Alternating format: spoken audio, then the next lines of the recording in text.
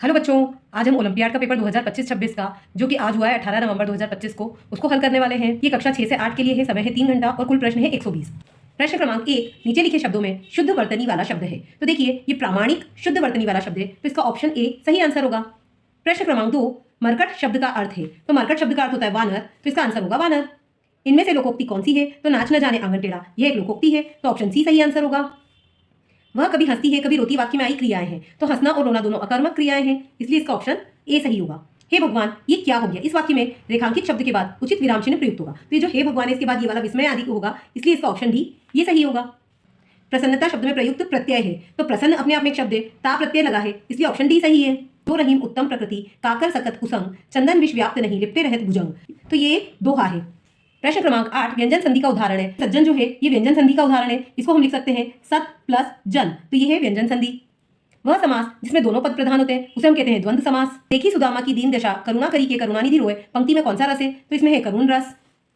अपठित गद्यांश, साहस की जिंदगी सबसे बड़ी जिंदगी होती है। ऐसी जिंदगी की सबसे बड़ी पहचान यह है कि वह बिल्कुल नीडर, बिल्कुल बेखौफ होती है। साहसी मनुष्य की पहली पहचान यह है कि वह इसकी चिंता नहीं करता कि तमाशा देखने वाले लोग उसके बारे में क्या सोच रहे हैं। कहने वालों की अपेक्षा करके जीने वाला आदमी दुनिया की असली ताकत होता है।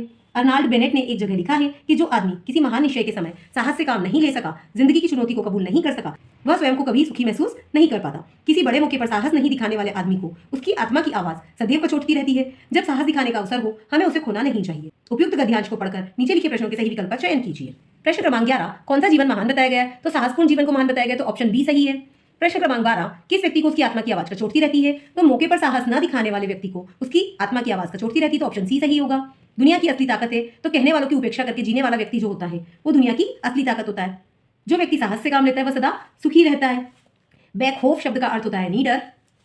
अब अपठित पद्यांश दे रखा है। नील गगन में उड़ते बादल जैसे हो अंबर का काजल, प्यासी होती है जब धरती बरसा जाते जी भरकर जल, छमछम करती बूंदे नाचे बजती है बरखा की पायल, सावन भादों में लहराता धरती का हरियाला आंचल, चलती है जब तेज हवाएं बज उठती है घर की साकल। उपयुक्त पद्यांश को पढ़कर दिए गए प्रश्नों के उत्तर में से सही विकल्प चुनिए। उपयुक्त कविता का उचित शीर्षक क्या है? तो देखिए, इसका उचित शीर्षक होगा बादल। प्रश्न क्रमांक 17, बादल को अंबर का काजल क्यों कहा है? क्योंकि बादल काले होते हैं इसलिए इन्हें अंबर का काजल कहा गया है। सावन भादों में किसका आंचल लहराता है? तो सावन भादों में धरती का आंचल लहराता है। घर की साकल क्यों बज उठती है? तो तेज हवाओं से घर की साकल बज उठती है। अंबर का शब्दार्थ क्या है? तो अंबर का शब्दार्थ है आकाश। Wounds dash fast if bandage properly, तो अगर कोई घाव है तो अगर उसको प्रॉपरली बैंडेज किया गया है तो वो जल्दी से हील हो जाएगा, मतलब ठीक हो जाएगा। तो इसमें स्पेलिंग आएगी HEAL। Question number 22, the work was completed sunset, तो वर्क कंप्लीट हो गया था कब? सनसेट के पहले, तो पहले के लिए आएगा before. I have not seen her last year, तो मैंने उसे लास्ट ईयर से नहीं देखा, तो उसके लिए आएगा since. Today's weather is than yesterday, तो कभी कंपैरिजन होता है तब सेकंड डिग्री होती है तो वर्स आएगा। Is a person who can speak two language, जो दो लैंग्वेज बोल सकता है उसको हम बोलते हैं bilingual. The lion road who woke me up, तो लॉयन तेजी से गुर्राया तो लाउडली आएगा। Choose the correct सिनोनियम। इम्यूनिटी, तो इम्यूनिटी का होगा रेसिस्टेंस। स्टेबल, स्टेबल का होगा constant. Cooked, choose the correct antonym. Antonym मतलब विपरीत शब्द। कुक्ड मतलब पका हुआ, और कुक्ड का उल्टा होगा रॉ, रॉ मतलब कच्चा।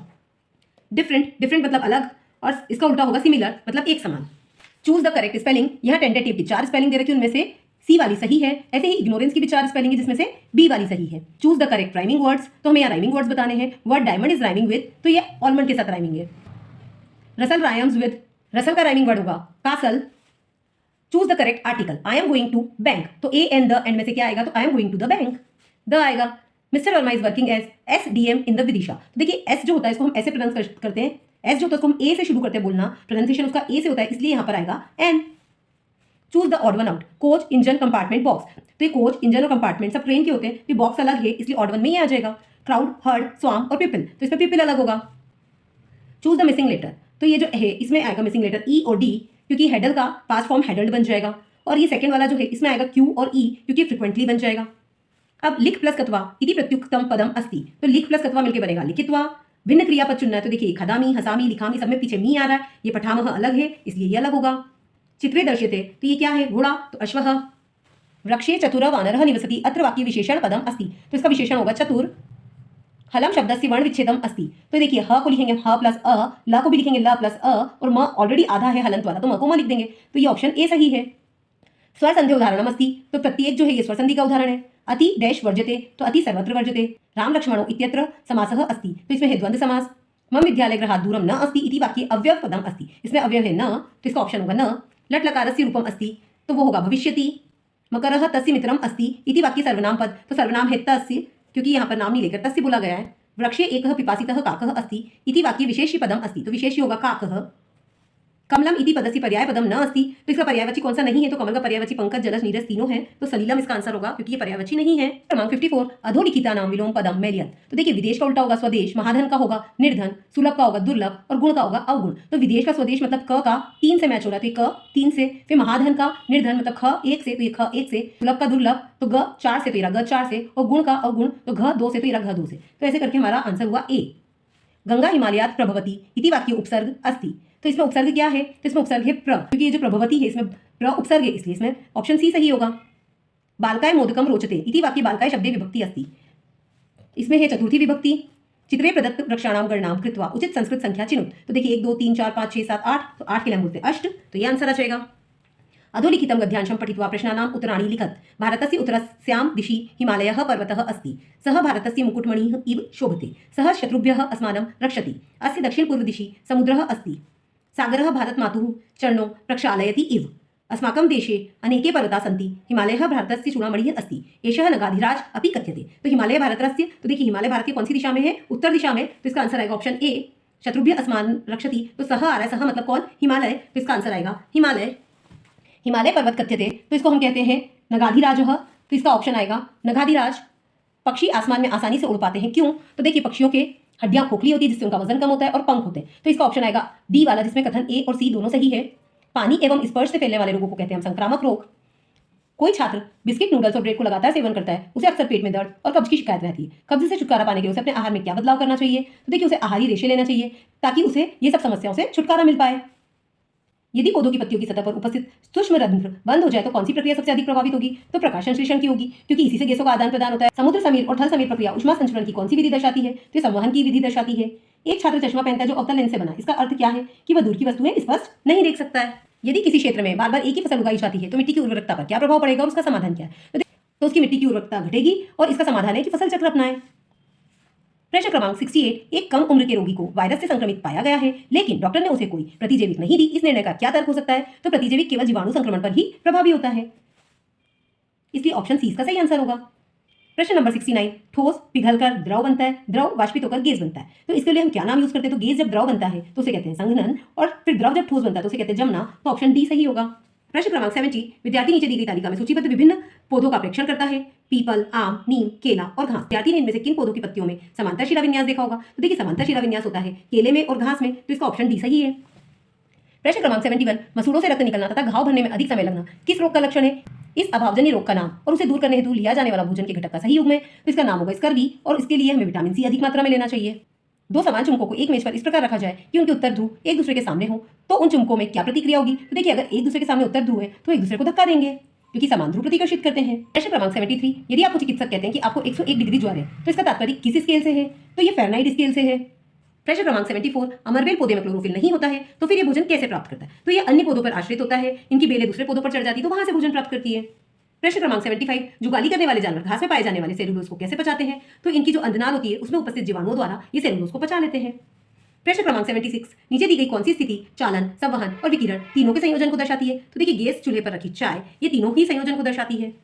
सांस लेने और छोड़ने के दौरान डायफ्राम का कार्य क्या है, तो फेफड़ों को खींचना और छोड़ना ये डायफ्राम का काम होता है। वाहनों के पार्श्व दर्पण में उत्तल दर्पण ही क्यों लगाया जाता है, ताकि यह अधिक क्षेत्र के दृश्य का प्रतिबिंब बना सके और हमें गाड़ी चलाते हुए ज्यादा दूर तक का दिखाई दे सके। किस स्थिति में एड्रेनालाइन 1 हार्मोन की मात्रा अत्यधिक स्रावित होगी, तो क्रोध चिंता की अवस्था में सबसे ज्यादा स्रावित होगी। किसी बहुमूर्तिदर्शी में अनेक रंगीन छवियां बनती है, इनका प्रमुख कारण क्या है, तो कई बार परावर्तन होना इसका मुख्य कारण होता है। त्रिभुजाकार संख्याओं के अनुक्रम में अगला पद क्या है, तो देखिए संख्याएं दे रखी 1 3 6 10 15 21, तो यहाँ पे देखो 2 जोड़ा, फिर 3 जोड़ा, फिर 4 जोड़ा, फिर 5 जोड़ा, फिर 6 जोड़ा, तो अब की बार कितना जोड़ेंगे 7 जोड़ेंगे, तो 7 जोड़ेंगे तो कितना बन जाएगा 28, तो इसका ऑप्शन ए सही होगा। 2 बजे घड़ी की सुइयों के बीच बनने वाला कोण है, तो देखिए ये 2 बजे बनने वाला कोण है, तो ये न्यून कोण बन रहा है, और एक और कोण कौन सा बन रहा है, प्रतिवर्ती कोण, तो इसका जोड़ा होगा प्रतिवर्ती कोण और न्यून कोण, ये जोड़े में ये आएगा सी वाला। ये जो बन रहा है ये न्यून कोण है और ये जो बाहर से बन रहा है ये प्रतिवर्ती कोण है। प्रश्न क्रमांक 84, जो सबको एक केक का 1/8 हिस्सा मिलता है उसे 1/2 केक खाने के लिए से कितने हिस्से और खाने चाहिए, तो देखिए ये केक है और इसके हम 8 हिस्से कर लेते हैं। अब उसे यदि आधा केक खाना है मतलब उसे कितने हिस्से खाने पड़ेंगे, 1 2 3 4, तो इसका ऑप्शन होगा 4। प्रश्न क्रमांक 85 एक वर्ग में सममिति की रेखाएं होती है। तो देखिए ये वर्ग होता है जिसकी चारों भुजाएं बराबर होती है, तो इसको हम ऐसे भी काट सकते हैं, ऐसे भी काट सकते हैं, ऐसे भी काट सकते हैं और ऐसे भी काट सकते हैं, तो इसकी सममिति की रेखाएं होंगी 4। प्रश्न क्रमांक 86 मध्य प्रदेश के कुछ शहरों का क्षेत्रफल किलोमीटर में चित्रालेख द्वारा दर्शाया गया है। यहाँ जिले के नाम दिए हैं, यहाँ क्षेत्रफल 1000 वर्ग किलोमीटर में दिया है। दिए गए शहरों के क्षेत्रफलों का आरोही क्रम क्या होगा? आरोही मतलब छोटे से बड़ा, तो देखो सबसे कम कहां दिख रहा है? निवाड़ी, फिर दतिया, फिर उमरिया, फिर रायसेन और फिर बैतूल, तो ये कहां दिख रहा है? सी में, तो ये वाला सही होगा। यदि एक आयत की लंबाई उसकी चौड़ाई की दुगुनी है तो आयत की चौड़ाई x है, तो आयत का परिमाप क्या होगा? तो देखो ये है हमारा आयत, इसकी चौड़ाई दे रखी है x, लंबाई दुगुनी दे रखी है, तो x और 2x को जब हम जोड़ेंगे तो कितना आ जाएगा? 3x। और परिमाप के लिए क्या करते हैं हम? लंबाई और चौड़ाई को जोड़कर उसका 2 से गुणा करा देते हैं, तो 3 दूनी 6x, तो हमारा आंसर ये आ जाएगा, क्योंकि परिमाप का सूत्र होता है 2 गुणित लंबाई प्लस चौड़ाई। तो 2 गुणित लंबाई कितनी है? 2x और चौड़ाई कितनी है? x, तो 2x और x मिलकर बना 3x और उसको 2 से गुणा किया तो आया 6x, तो इसको हम ऐसे हल कर सकते हैं, इसका ऑप्शन बी सही आंसर है। प्रश्न क्रमांक 88 एक पासे को फेंके जाने पर 4 आने की प्रायिकता क्या होगी? तो देखो पासा कभी भी हम फेंकेंगे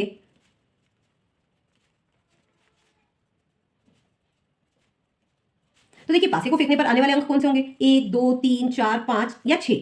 आप उसमें से 4 लाना है, ये 4 है, कितनी बार आ सकता है? एक बार, मतलब इन 6 में से एक हमारे फेवर का नंबर है और टोटल नंबर कितने? 6, तो 1/6, तो ऑप्शन सी सही होगा।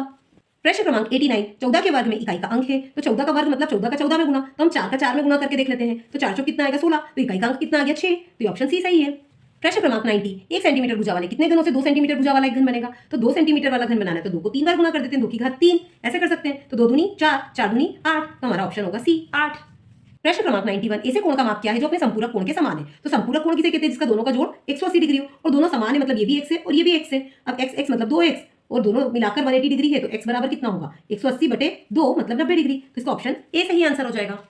प्रश्न क्रमांक 92 प्रकाश ने 2 क्रिकेट मैच खेले, उसने अपने पहले मैच में दूसरे मैच से दुगुने रन बनाए। यदि दोनों मैच के कुल रन एक शतक से 2 अधिक है तो प्रकाश ने दूसरे मैच में कितने रन बनाए? माना प्रकाश ने दूसरे मैच में x रन बनाए, तो पहले मैच में कितने बनाएगा?